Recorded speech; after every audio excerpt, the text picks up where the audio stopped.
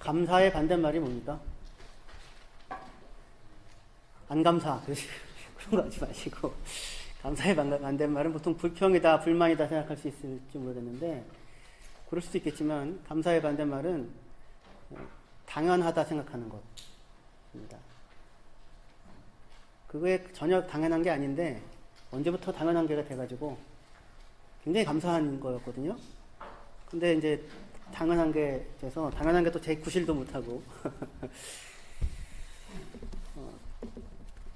우리의 삶에 뭔가 새로운 무엇인가가 필요한 게 아니라 이미 주어져 있는 하나님의 은혜를 새삼스럽게 발견하고, 아, 이게 당연한 게 아니라 크신 하나님의 은혜구나. 그렇게 좀 깨달을 수 있어야 되겠습니다. 오늘 성령 강림 주일인데, 성령 강림 주일마다 성령님께서 강림하시는 건 아닙니다. 성령님이 오십시오. 그게 우리의 간절한 마음이죠. 성령의 충만함을 받아 하나님 뜻대로 살기 원합니다. 그것인데, 새삼스럽게 항상 오셔야 하는 게 아니고요. 이미 우리 가운데 거하십니다. 근데 우리가 너무 당연하게 생각해가지고, 여기 와서 예배 드리잖아요. 그죠? 이게 당연한 겁니까? 당연한 일이 아니거든요. 놀라운 일이거든요. 우리 누구라고 딱히 꼭 집어서 얘기하지는 않겠지만, 독일에 이 자리에 있지 않았으면 한국에서는 전혀 예배 자리에 있을 거라고 상상도 못 하셨던 분도 계십니다. 근데 여기 와서 예배 드리거든요. 예배 드린다는 게 전혀 당연하지 않거든요. 하나님께서 우리 가운데 이미 많은 은혜를 베풀어 주셨고, 성령을 통하여 우리 안에서 많은 은사들을 주시고 계십니다. 그 내용들을 오늘 이 사도행전 본문의 말씀을 통하여 생각을 하고자 하는데요. 본문 말씀은 조금 이제 후반부쯤에 나오게 될 것이고, 앞에 어떤 이야기를 같이 마음을 모으고 나서 본문을 가지고 말씀을 생각해 보려고 합니다. 우리는 예수를 믿는다라고 할 때에, 그럼 교회를 믿는다, 교회 다닌다라고 하는 것과는 조금 다른 의미로 쓰게 됩니다. 그래서 어떤 일정한 특정한 종교를 하나 새로 갖게 되었다라고 하는 것이 아닌 거죠. 우리 미신이라고 하는 것은 자기의 욕망을 이루기 위해서 신의 마음을 바꾸려고 하는 것이라면, 종교라고 하는 것은 자기가 자기를 변화시키고자 시도하는 것이라고 했죠. 복음은요, 하나님께서 나를 변화시키는 것이다. 이렇게 했습니다. 복음은 하나님께서 우리를 변화시키는 것입니다. 누가 원하는 대로? 하나님이 원하시는 대로. 내가 원하는 대로가 아니라. 내가 되기 원하는 모습으로 하나님께서 나를 만들어 주시는 것이 변화가 아닙니다. 우리는 내가 되기 원하는 대로 하나님께서 나를 만들어 달라고 그렇게 얘기하는데, 그렇게 하지 않습니다. 내가 원하는 대로가 아니라 하나님이 원하시는 대로 하나님께서 우리를 빚어가시는 것입니다. 내가 변화되어야 한다고 생각하는 그것을 하나님도 변화되어야 한다고 생각을 하실까요? 대부분의 경우 그렇지 않습니다. 우리는 그게 되게 꼭 바뀌었으면 좋겠는데, 하나님 보시기에는 그거 괜찮은 건데 이렇게 얘기하실 수 있는 것들이 상당히 많습니다. 아니, 오히려 대부분입니다. 그래서 우리가 그런 부분에 핀트가 어긋나기 때문에 아무리 예수를 믿어도 변하는 것이 없다고 생각을 할 수 있는데, 그거는 내가 변화되기 원하는 모습이 바뀌지 않아서 그랬을 뿐이지 변화가 일어나지 않고 있는 것은 아닙니다. 그 변화가 내가 기대하고 있는 것과 전혀 다른 것이어서 그렇지, 하나님께서는 하나님을 믿는 하나님의 자녀들은 변화시켜 가고 계십니다. 복음은 내가 나를 변화시키는 것이 아니고 하나님께서 우리를 변화시킨다는 소식을 믿는 것입니다. 복음은 내가 원하는 모습으로 내가 나를 바꾸어 가는 것이 아니라 하나님이 원하시는 모습으로 하나님께서 나를 바꾸어 가시는 것입니다. 우리가 아직 죄인 되었을 때에 그리스도께서 우리를 위하여 죽으심으로 하나님께서 우리에게 대한 자기의 사랑을 확증하셨느니라 라고 말합니다. 우리가 언제요? 아직 죄인 되었을 때. 복음은 죄인에게 스스로 너의 문제가 이런 문제가 있는데 이거를 해결할 수 있는 방법이 여기 있으니 스스로의 문제를 해결하여라 라고 던져주는 것이 아닙니다. 우리가 아직 죄인 되었을 때에, 우리가 아직 연약할 때에, 우리가 아직 하나님을 알지도 못할 때에 하나님께서 우리를 위하여 죽으심으로 우리에게 대한 자기의 사랑을 확증하시고 죄의 문제를 해결하시고 부활하심으로 말미암아 얻은 생명을 우리에게 하나님께서 주시는 것입니다. 스스로 자기 문제에 대한 진단도 처방도 불가능한 자들을 하나님께서 고치시고 하나님께서 치유하시고 하나님께서 생명을 주시고 하나님께서 변화를 낳으시는다는 소식이 복음인 거예요. 복음은 그렇게 하나님의 원하심, 하나님의 행하심에 대한 이야기예요. 근데 우리는 하나님의 원하심, 하나님의 행하심에 대하여서는 별로 모르고 안 들으려고 하고 도대체 우리가 무엇을 하여야 하겠나이까 항상 이거를 묻는다는 말입니다. 베드로가 오순절 그 성령 강림한 이후에 이제 설교를 하게 되는데 설교를 딱 듣고 났더니 사람들이 뭐라고 해요? 우리가 무엇을 하여야 되겠나이까? 무엇을 하여야 되겠나이까? 항상 이렇게 묻게 되는데 그 이전에 뭘 들어야 돼요? 하나님께서 우리를 위하여 행하신 일이 무엇이고 우리에게 원하시는 일이 무엇이고 지금 무슨 일을 하고 계시는지를 들으라고 하는 것입니다. 복음은 모든 믿는 자들에게 구원을 주시는 하나님의 능력에 대한 이야기입니다. 복음은 하나님의 복음입니다. 예수 그리스도의 복음이고 내가 하나님을 간절히 불러서 하나님이 오시는 것 아니고 내가 40일 금식했다고 하나님이 나에게 비로소 관심을 가지시는 것 아닙니다. 세상에 그런 부모는 없습니다. 내가 하나님을 간절히 부른다고 40일 금식을 한다고 하나님이 비로소 나에게 관심을 가지는 것이 아니라 반대로죠. 내가 하나님을 알지도 못하고 했던 그때에 하나님께서 먼저 나를 아시고 먼저 나에게 관심을 가지시고 먼저 나를 사랑하시고 먼저 나를 긍휼히 여기시고 먼저 나에게 찾아와 먼저 나에게 은혜와 사랑을 베풀어 주시는 것입니다. 그 사랑의 이유와 조건과 근거가 모두 나에게 없습니다. 그 이유와 조건과 근거는 오직 하나님에게만 있습니다. 하나님의 우리를 향한 사랑에만 있습니다. 그래서 우리에게 요구되어지는 것이 딱 하나예요. 뭘 요구하세요? 믿음이죠. 믿음. 뭘 믿습니까? 하나님이 그러한 분이심을. 하나님께서 너에게 아버지이심을. 그러한 아버지가 너희에게 계심을 믿으라고 하는 것입니다. 하나님 우리에게 어떤 조건을 갖추라고 하시지 않습니다. 왜냐하면 조건을 갖출 수 있는 사람은 한 사람도 없기 때문에 그렇습니다. 조건이 갖추어져서 아들, 딸이 된 것이 아닙니다. 조건 갖추어서 아들, 딸 될 수 있으려면 아무도 우리는 아들, 딸 못 됩니다. 하나님이 아들과 딸로 우리를 낳으시는 거죠. 성경은 언제나 똑같습니다. 수고하고 무거운 짐진 자들아 다 내게로 오라 내가 너희를 쉬게 하리라 합니다. 누가 쉬게 합니까? 내가 나를 스스로 쉬게 하는 것입니까? 그게 아니라 내가 너희를 쉬게 하리라 하죠. 예수께서 우리를 쉬게 하시고 예수께서 우리에게 쉼을 주시는 것입니다. 하나님께서 예수 그리스도로 말미암아 우리에게 쉼을 주고 하나님께서 예수 그리스도로 말미암아 우리에게 안식을 주고 하나님께서 예수 그리스도로 말미암아 우리에게 평화와 생명을 주고 하나님께서 예수 그리스도로 말미암아 우리에게 영생과 이김을 주시는 것입니다.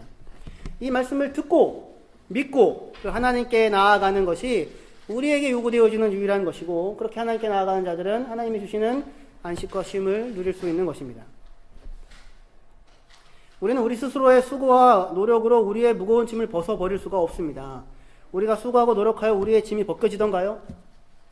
벗겨진 만큼 그 이상의 짐이 또 지워지지 않던가요?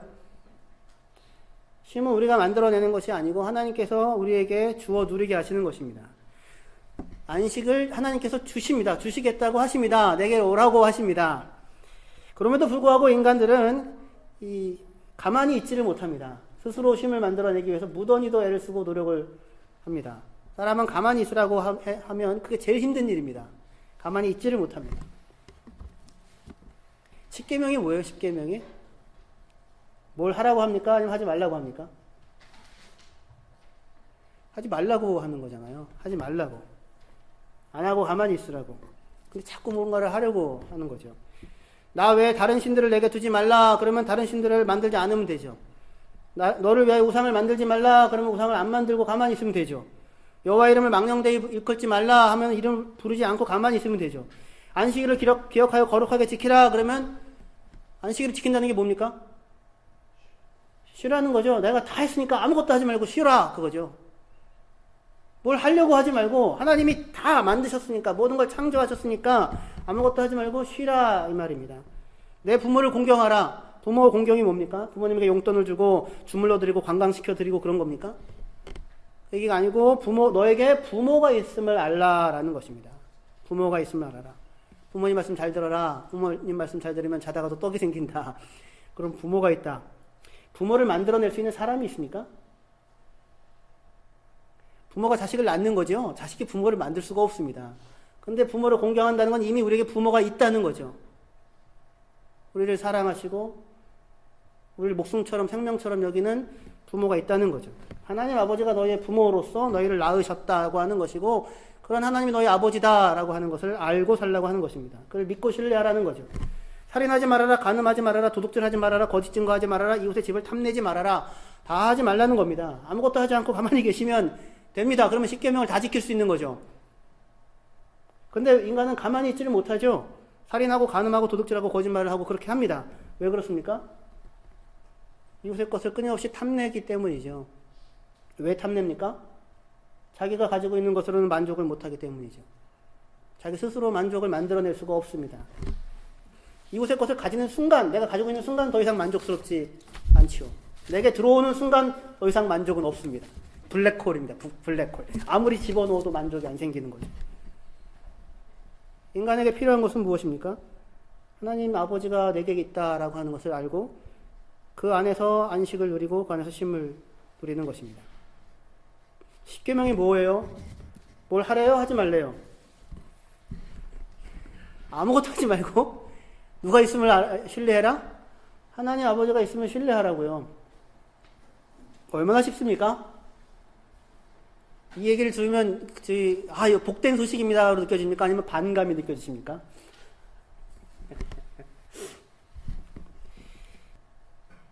인간이 제일 어려워하는 게 뭡니까? 제일 못하는 것이 뭡니까? 가만히 있는 거를 하지를 못합니다. 한시라도 가만히 있지를 못하죠. 왜 그렇습니까? 가만히 있으면 남보다 비춰지는 것 같죠. 가만히 있으면 내 존재 의미가 없어진다고 생각을 하는 것이죠. 그래서 다들 앞으로 나아가려고 합니다.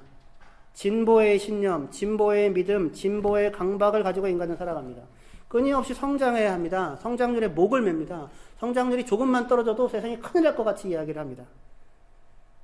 자기의 공허를 스스로 채워 가지려고 애를 쓰고 자기의 존재감을 스스로 만들어내려고 노력하지만 그것들이 채워지지 않고 존재의 의미를 확보할 수가 없습니다.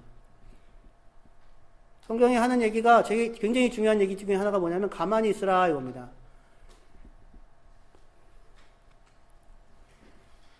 출애굽기 14장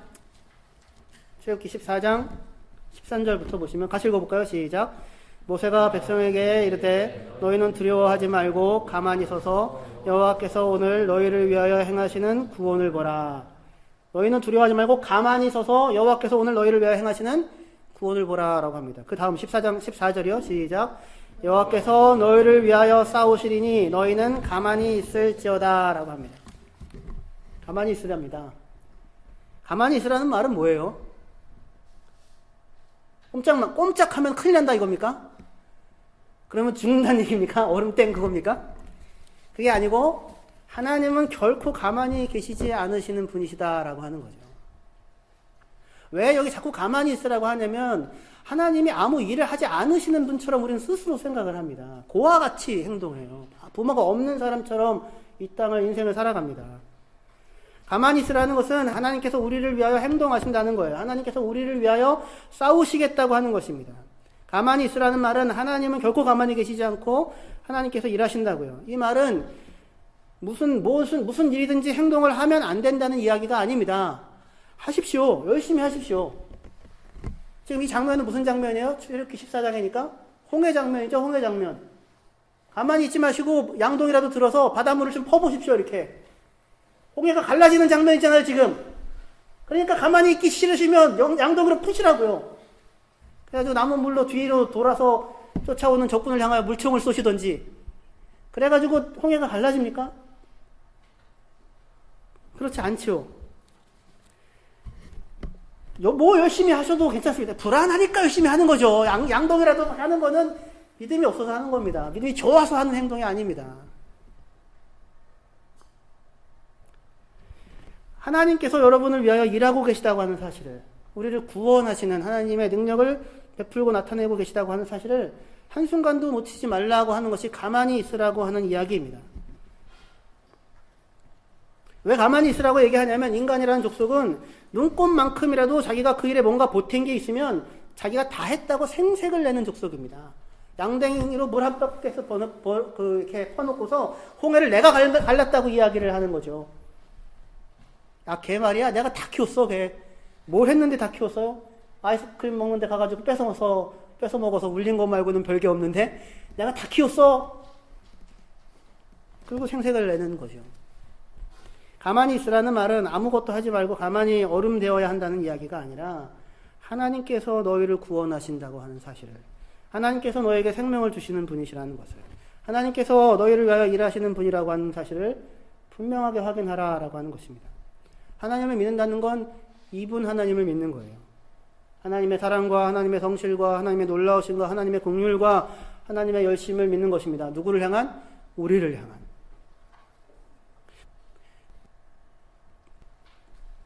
우리 본문에 와봅시다. 본문에 사도행전 우리 1장 4절에서 5절인데요. 4절에서 5절을 같이 읽어보도록 하겠습니다. 예, 시작.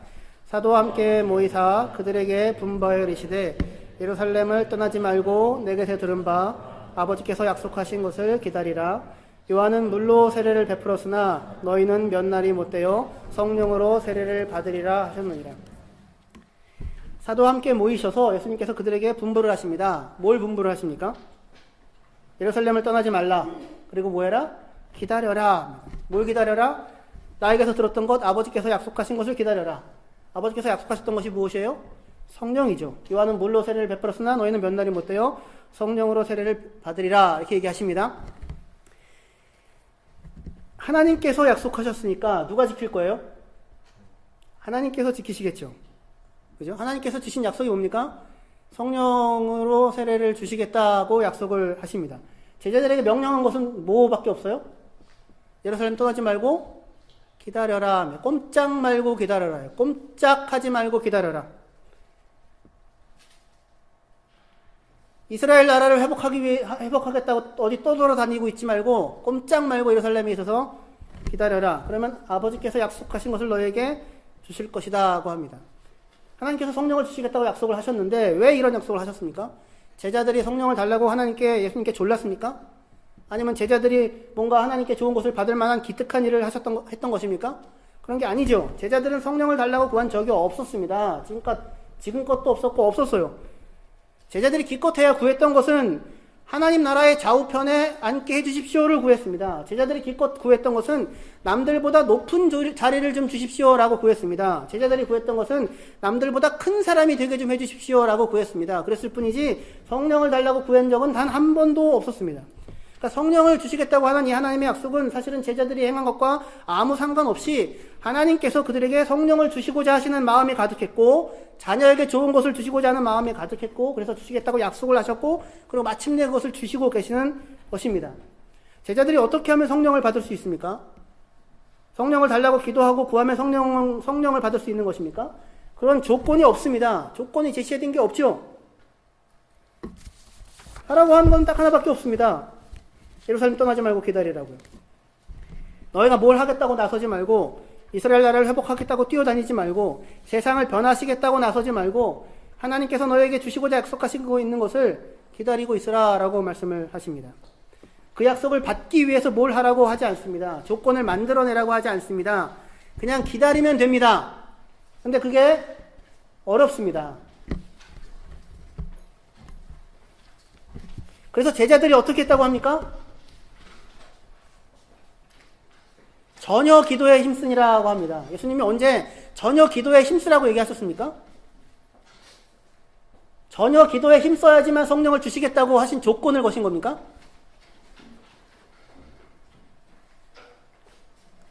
그렇지 않죠. 제자들이 뭘 기도했을까요? 전혀 기도에 힘썼는데 성령을 주십시오, 성령을 주십시오, 성령을 주십시오, 성령을 주십시오. 이걸 기도했을까요? 한 열흘 정도 시간이 있는데 그러지 않았을 것입니다. 아마도. 왜냐하면 제자들은 지금 성령을 이렇게 받아본 경험이 없잖아요. 이게 좋은 줄 모르는데 이게 뭔지 모르는데 뭘 어떻게 달라고 구하고 있겠습니까? 예수님이 지금 승천하셔서 안 보이는 상황 가운데 있으니까 제자들은 당황하고 답답하고 불안하고 그런 마음에서 기도하지 않을 수 없었을 것입니다. 모르죠. 어쩌면 성령을 달라고 기도했을 수도 있을 것입니다. 그러나 제자들이 성령을 달라고 기도했기 때문에 비로소 하나님이 어쩔 수 없이 들어주신 거예요? 그렇지 않죠. 제가 똑같은 얘기를 계속해서 이렇게 건조한 어투로 반복하니까 여러분들이 지닥하신 말씀입니다 생각하실지 모르겠는데 우리가 뭔가 하나님께 이렇게 달라고 7명을 달라고 저희 때는 7명이었는데 누구보다 더 큰 소리를 질러야지 됐어요. 이게 부흥회 때 그런 거 아십니까? 그런 게 있었습니다. 그러니까 항상 1등을 해야 되는 거죠. 저는 항상 1등을 해야 돼야 직성이 풀리는 인간이었습니다, 원래. 지금도 그런지는 모르겠는데, 인간들이 다 그렇죠? 근데 이제 옆에서 있으면 성령을 주시옵소서 누가 기도하면 누구보다 더 큰 소리로 내가 소리를 질러야 하는 거예요. 맹구죠, 맹구 다들 그냥. 얘들 아니고, 이 옷 입고 이렇게 하니까 되게 이상한데, 얘 아니고, 막 이렇게 하는 거죠. 그래야지 성령을 막 어떻게 든지 받아내려고 하는 욕망이 가득하죠. 그렇게 해가지고 성령을 주시는 것이 아니라고요. 제자들은 지금 성령을 한 번도 못 겪어봤어요. 그게 뭔지 감이 없어요. 바다를 한 번도 못 겪어봤는데 바다에 대해서 얘기를 한다고 뭐 감이 있겠어요? 아이스크림 한 번도 못 먹어봤는데 무슨 감이 있겠어요? 성령이 임하시는데 어떻게 임하십니까? 오순절날 호련히 하늘에서부터 급하고 강한 바람 같은 소리가 있어서 모인 곳에 가득하면 어떻게 임해? 호련히 뜬금없이 갑작스럽게 아무도 생각하지 못하고 있을 때, 아무도 기대하고 있지 못할 때 오순절날 돼가지고 예루살렘에 그냥 모여 있었던 거예요. 다락방에 모여 있었던 게 아니라, 다락방에만 모여 있었으면 사람들이 나중에 난리가 나지 않았겠죠. 오순절날, 명절날 돼가지고 다 같이 그냥 모여 있었던 겁니다. 그냥 아무 생각 없이 모여 있었는데 뜬금없이 아무도 예상하지 못했고 아무도 기대하지 못했는데 호련히 하늘로부터 하나님께서 급하고 강한 바람 같은 소리와 더불어서 사람들에게 성령을 주셨던 것입니다. 누가 주셨어요? 하나님께서요. 왜요? 주시겠다고 약속하셨으니까요. 왜 약속하셨습니까? 그들을 하나님의 자녀로 삼고 싶으시니까요. 하나님께서 소원하셔서 하나님께서 우리에게, 그의 자녀들에게 주시는 것입니다. 하나님께서 먼저 주시겠다고 약속하시고 제자들의 어리석음과 미련함에도 불구하고 마침내 성령을 주시는 거예요. 사도와 함께 모이사 이렇게 돼 있죠. 4절에 사도와 함께 모이사, 제자들의 어리석음에도 불구하고 주신다고 했는데, 지금 사도와 함께 모인 것이 제자들이 예루살렘에 예수님이 약속하셨습니까? 오순절날 몇 월 며칠 모여라? 어떻게 모였을까요? 제자들이 여기 예루살렘에? 예수님 십자가에 죽고 나서 제자들이 다 어떻게 했습니까? 일단 예루살렘에 모여 있었죠. 처음에 두려워해가지고. 예수님이 나타나시죠. 요한복음에 3번 나타나시죠. 나타나셔서 평강이 있어라, 성령을 받아라, 숨을 내쉬며 가라사대. 그때부터 예수님 말씀하고 계셨던 거예요. 제자들 뭔지 모르지만 일단은 그 얘기를 듣고 있었던 것이죠. 3번째 나타나실 때는 어디에 가 있습니까? 제자들이 갈릴리에 가 있어요. 갈릴리에 뭐 하러 가 있습니까? 복음 전파하러 가 있습니까? 기도하러 가 있습니까? 고기 잡으러 가 있는 거예요. 고기 잡으러. 왜 고기 잡으러 거기 가 있습니까? 예수님 안 믿습니까? 아니죠. 예수님 믿죠. 근데 마음에 뭐예요? 면목이 없죠. 제자로 살 수가 없죠. 이런 내가 어떻게? 근데 예수님께서 갈릴리로 찾아가시는 거죠. 너나 사랑하냐, 너나 사랑하냐, 너나 사랑하냐. 야, 내가 너 사랑한다, 내가 너 사랑한다, 내가 너 사랑한다. 양을 먹여라, 양을 쳐라, 양을 먹여라. 다독이시고, 가르치시고. 그렇게 해서 모아놓는 겁니다. 갈릴리에 7명 있었어요. 그럼 나머지 4명은 12제자, 12사도니까 가룟유다는 죽었고, 그러면 4명이 남아있을 텐데 4명은 어디가 있을까요? 행방이 묘연합니다. 그럼 예수님이 다 찾아가가지고 하나하나 만나서 다 데리고 오신 겁니다. 어디로? 예루살렘으로. 예루살렘으로 모아놓고는 40일 동안 계속해서 가르치시고 또 가르치신 것이죠. 사도행전 1장 1절부터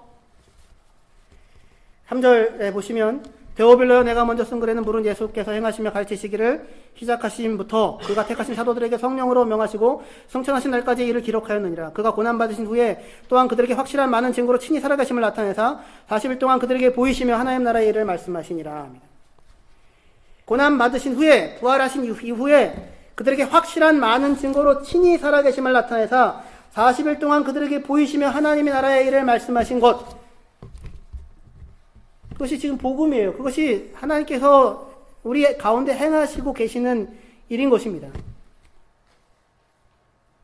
제자들이 예수님께서 부활하셔서 제자들에게 나타나셨는데 제자들이 갑자기 그 얘기를 듣고는, 그 얘기를 보고는 변화가 일어납니까? 야, 예수가 진짜 살아나셨구나. 그래서 복음의 비밀을 다 깨달았습니까? 그래서 이제 나가서 싸우제, 목숨을 걸고 주님을 따르자, 이렇게 했습니까? 안 그랬죠. 다 그냥 고기 잡으러 가고 딴 데로 가고 그러고 있었다고요. 부활했는데 끝이 아니에요. 부활한 예수님을 만났다고 끝이 아니라고요. 그죠? 하나하나. 예수님이 지금 뭘 하냐면 쟤들에게 자기의 살아계심을 확실하게 많은 증거로 가르치시고 보이시고 나타내시고 증거하세요. 그게 40일 동안 하셨던 일이에요. 살아계셨는데 보고 있으면서도 모르는 거예요. 이해가 안 되는 거예요. 이게 무슨 뜻인지를 모르는 거죠. 그러니까 40일 뭡니까? 부활하시고 승천하시면 되는데 그렇게 하지를 못하시고 애프터 서비스를 하고 계셔야만 하는 것입니다. 성령이 임한 것도 마찬가지인데요. 성령이 임하자 모든 게 한꺼번에 다 달라지는 게 아니에요. 이제 시작이에요. 이제 시작. 3년 동안 제자들을 가르치고 함께 살고 하였음에도 불구하고 제자들이 잘 몰라요. 예수가 죽고 십자가에 부활했는데 제자들이 순식간에 변화되어지지 않더라고요. 고기 잡으러 가겠다, 갈릴리로 가겠다 하더라고요.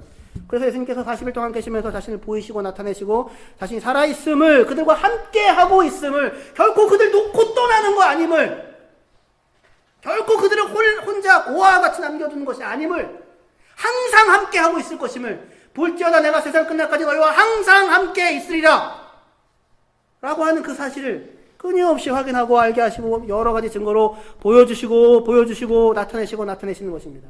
누가 이 일을 하세요? 예수께서 이 일을 하시죠. 누가 믿게 하세요? 예수께서 믿게 하시죠.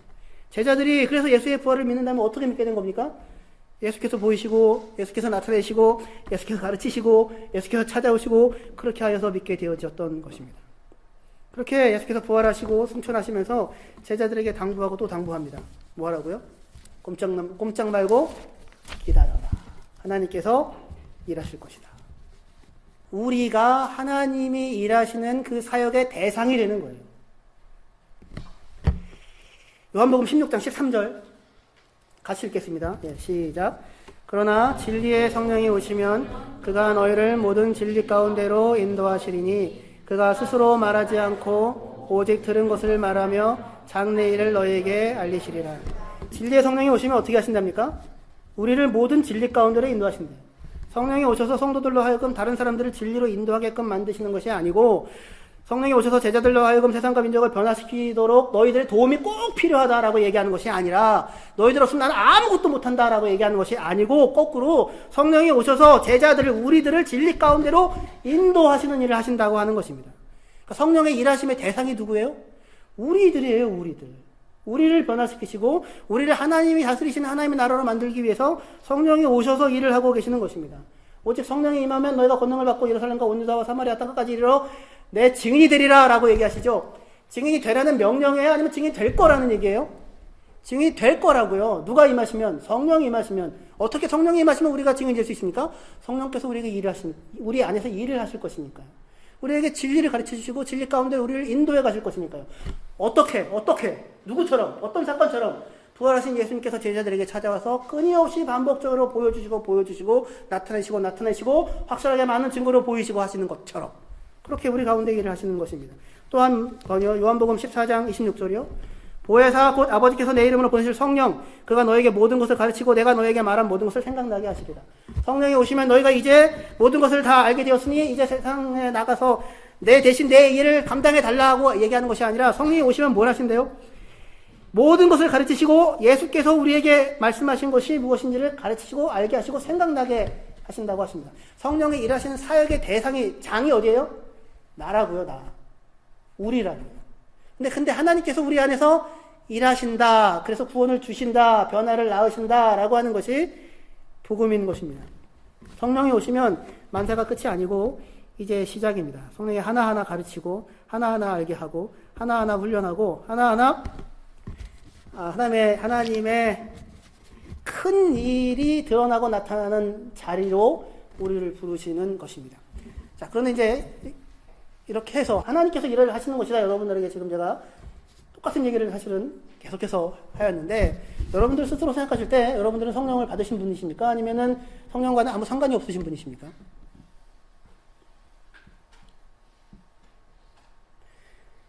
지금까지 제가 뭐라고 했습니까? 성령을 받기 위하여 노력하라고 제가 얘기했습니까? 아니, 그 따위로 살아가지고 성령을 받을 수 있겠습니까? 라고 얘기했습니까? 예수님께서 제자들을 그렇게 얘기했어요? 너희들 다 도망갔으니 성령 받을 자격이 없다고 얘기했습니까? 아니었죠. 너 그렇게 기도 안 하는데 성령을 받을 것이냐고 얘기하셨습니까? 아니었죠. 성령은 하나님께서 주시는 것이라고요. 그런데 여러분들 스스로 생각하실 때 여러분들은 성령이 여러분들에게 임하여 있냐고요? 예. 어느 분이 얘기하셨죠? 조기선 집사님? 예, 제가 아마도 저 사람이 얘기했을 것이라고 스스로 생각을 합니다. 저런 것 말고는 이렇게 얘기할 사람이 별로 없어 보입니다. 성령이 우리 안에 거하신다. 성령이 우리 안에 임했다. 목사님, 하나님이 다 하신다고 하셨는데 저는 아무런 일이 일어나지 않은 것 같습니다. 그렇게 얘기하신다면 여러분들이 여기 나와서 예배를 드리고 있는 것이야말로 성령께서 여러분들에게 낳으신 열매의 증거이고 여러분들이 성령을 받은 자들이라는 증거이며 성령께서 행하신 크신 일의 수혜자가 되었다고 하는 것의 증거인 것입니다. 성령이 오셔서 하시는 일이 뭐냐면 방언으로 말하는데 방언을 외국어로 말하는 게 성령의 역할이 아니라 성령 외국어로 뭐래요? 하나님의 크신 일을 이야기하더라 이거. 하나님의 크신 일. 도저히 그의 입에서 하나님을 찬양합니다. 하나님께서 이렇게 날 구원하셨습니다. 라고 하나님 나라에 대해서 이야기할 수 없는 사람들이에요. 누가? 베드로가. 12 제자들이. 아무도 그런 얘기를 할 수 있는 사람들이 아니라고요. 근데 와가지고 하나님의 큰 일을 뻔뻔스럽게 너희가 회개하면 예수의 이름으로 회개하면 성령을 주시라는 얘기를 베드로가 하고 있다고요. 이런 인간이. 이 양반이, 이분이. 하나님의 크신 일을, 예수께서 자기의 인생 가운데 행하셨던 일을 3년 동안에 끊임없이 자기 가운데 함께 하시며 꾸중하시고 버리지 않고 자기랑 함께 자고 함께 먹이고 함께 양육하고 인내하고 가르치고 또 가르치고 맨날 내가 큰 사람 되게 해주세요 이러고 있는 인간들 붙잡아 놓고 야 섬기는 자가 큰 자란다 이거 얘기해 주시고 끝까지 섬겨주시고 발 닦아주시고 그것이 성령이 오시자 깨달아지는 거예요. 하나님의 크신 일이 내 인생 가운데 언제나 함께 하셨던 하나님의 크신 일이. 은혜는 내가 무언가를 열심히 해서 세상스럽게 하나님께서 우리에게 무언가를 주시는 것이 아니라 그런 일은 없어요. 여러분들 자녀가 노력해가지고 세상스럽게 부모님들이 자녀에게 은혜를 줍니까? 아니죠. 지금까지 태어나서 지금까지 온 모든 게 부모의 은혜잖아요. 언제 깨달아요? 철들었을 때, 애 낳았을 때. 비로소 조금 깨닫죠. 아, 부모의 은혜가 이렇게 크구나. 하나님의 은혜예요. 성령께서 행하시는 일, 하나님이 행하시는 크신 일.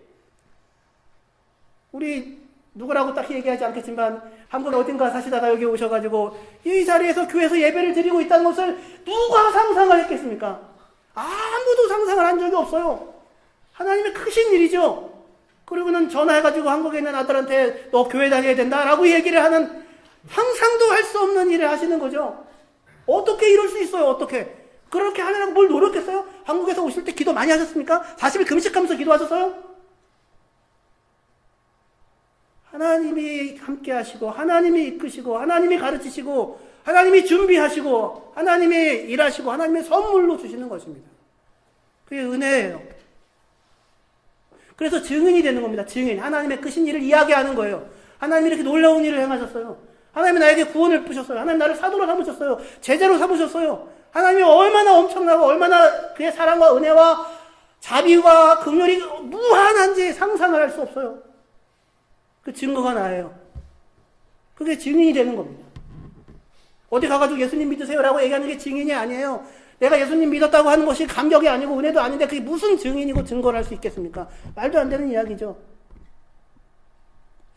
하나님이 여러분의 오늘에 이르기까지 단 한순간도 변하지 않고 한결같은 사랑으로 삶을 돌보시고 이끌어주셔서 약속하시고 필요를 알지도 못하는 그때도 약속하시고 구하지 않았는데도 불구하고 호련히 하늘로부터 주시고 깨닫게 하시고 하나님의 자녀로 이 땅을 살아가게 하시는 것, 그것이 성령 강림의 의미입니다. 기도합시다.